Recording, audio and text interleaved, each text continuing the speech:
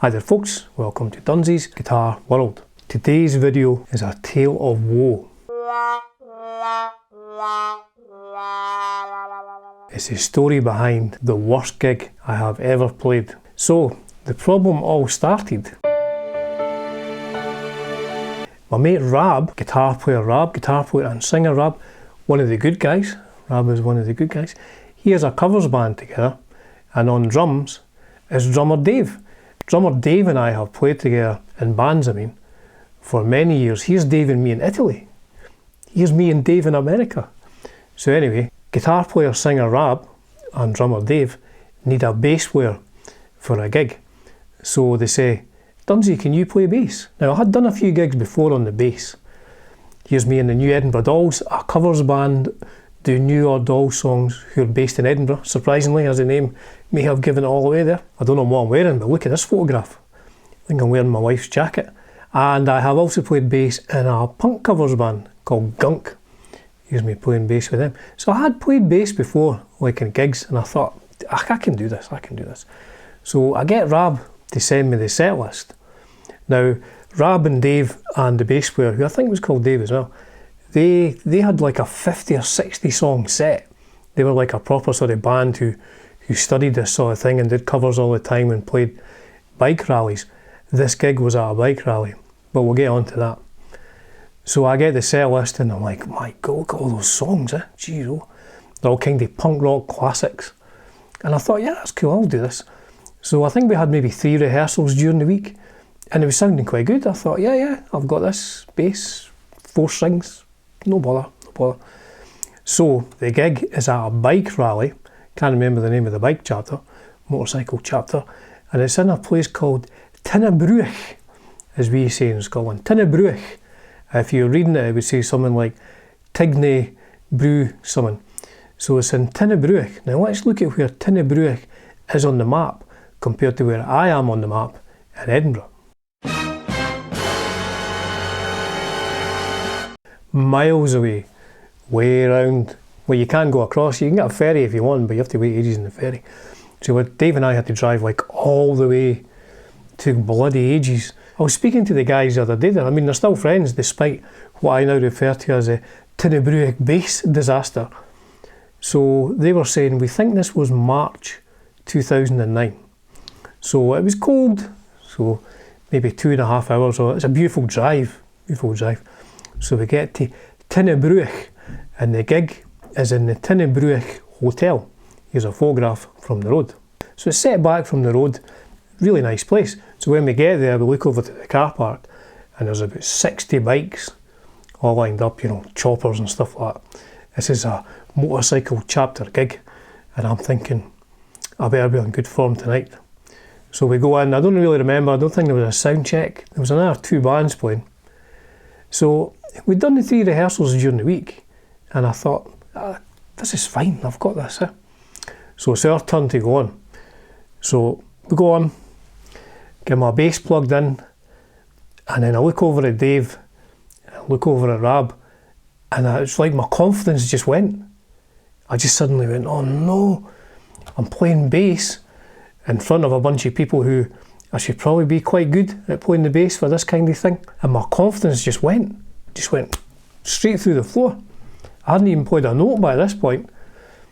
And I was just like, oh no.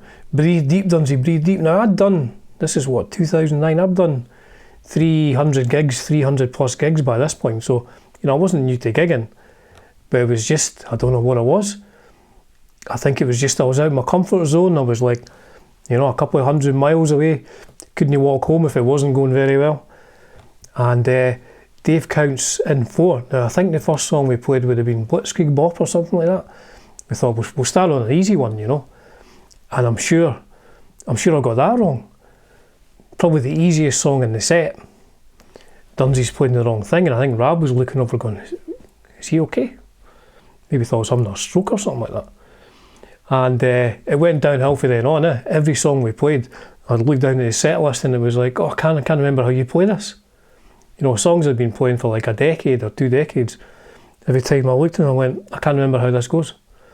And then we'd start the next song and I'd be like, I have to look at Rab, try and work out what he's playing. he's playing an A chord, it's in A. Okay, starts in A. And I think we maybe did 2 sets as well. S-E-T-S, not S-E-X. 2 sets. And every song, in my opinion, just got worse. And I kept looking down going, oh no, there's still 6 to go, there's still 6 songs to go. But people seemed to enjoy it, you know, nobody came up and punched me. There was no complaints. In fact, people after were saying, oh, the band were great, lads. But for me, it was the worst thing ever. As we say in Scotland, my bottle crashed. Bottle crashed just as we started to play the first note of the first song. And it was like a roller coaster ride to hell. I couldn't get off.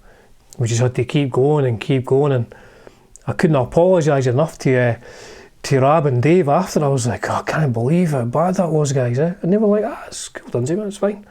We didn't think it was that bad, but for me, from a personal perspective, it was like, oh man.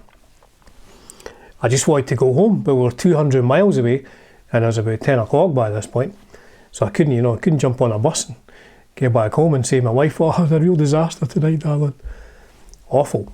So, of a few beers after it, kind of decompress after it, and relaxing a wee bit. And then we'd been told there was somewhere to sleep, because it's a hotel. So they said, you can just sleep here, we've got a room here. So we assumed, wrongly, as it turns out, get a couple of single rooms, maybe like a twin room or a triple or something like that, and it'll be nice and comfy. We're staying in a hotel. So then the guy comes round, the manager comes round and says, what we've done is we've converted the loft space into a massive sleeping quarters, and we've put loads of sleeping bags up there, and all the bike guys and all them, they're all just staying there. So just jump up there, just go up the ladder and find a space up there. And I remember thinking to myself, oh, now it's not to say we would have come to any harm. I don't mean that for a second, but it's just thought we're going to have to go up and like sleep with those other 50 people just lying about in sleeping bags. I'm used to my own bed. I'm even worse now, I'm a lot older. I said to Dave, I don't think I can do this, Dave, man. Can we just sleep in your car? Now, this was March, and it was absolutely freezing. It was Baltic, as we say in Scotland, Baltic cold. So Dave's like, yeah, we'll just sleep in the car, and Rab had his van, because he travelled separate. He says, I'll just sleep in my van. So we go out to the car. I'm sure we had to scrape frost off the windows, because this was about midnight by this point, maybe after midnight or something. Dave and I go out to the car, scraping ice off the window. Didn't have any sleeping bags or anything like that. We're just going to have to sit in his car, freeze to death potentially, because it's by the water. Tighnabruaich is by the water, so there's a real sort of draft coming in off the water. And then our saviour arrived. One of the barmen came out and he said, you guys aren't sleeping in a car, are you? And we were like, yes, we don't want to sleep upstairs. And he said, don't be daft, guys. And it turns out there was, just to the side of the car park on the grass, there's like a little caravan. And he says, that's actually my caravan. I only really use it during the summer because there's no heating in it. But you can sleep in there. And Dave and I were like, it was like we had won the lottery, let me tell you. Like we won the pools, as we say in the UK back in the day, we'd won the pools. It was like, thank goodness we get like a roof over our head that isn't a metal car roof. So we get in this little caravan, and there was actually covers and stuff, So we had like 2 sort of beds lying other like a right angle and stuff like that. So we got to sleep in there, but it was freezing. It was absolutely freezing. So get up in the morning, sore head and everything like that, and it's like, that's the worst gig I have ever done. I said to Dave at the time, I says, that's the worst gig I've ever played. And I'm still friends with Rab and Dave. And whenever I meet the two of them together, I'm still saying, I'm really sorry for that gig in 2009, guys. I don't know what went wrong. I think my bottle just crashed. There you go, folks. The tale of my worst ever public performance on a stage. I don't know what went wrong. It was just one of these moments where your confidence just goes out the window.